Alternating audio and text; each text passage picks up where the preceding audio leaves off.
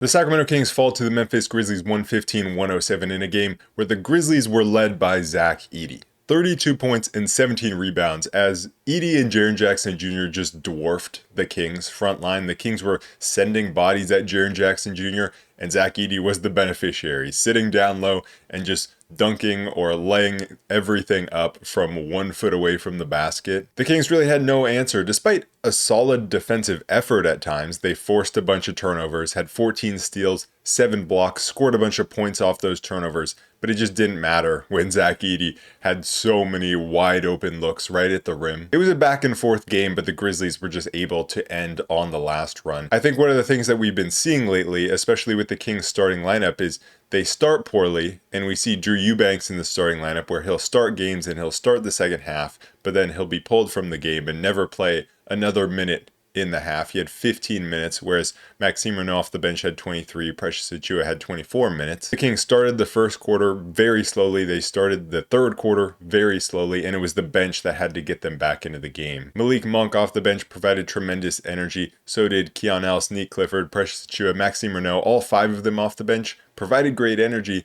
but we just didn't see enough of them in the second half. Keon Ellis didn't even play in the second half. And so for some reason, it felt like the Kings went away from what was working at the end of the first quarter and the start of the second quarter. And instead, what we're left with is a bench full of guys with a positive plus minus, a starting unit full of guys with a negative plus minus, and the Kings ending up losing this game by 8 points.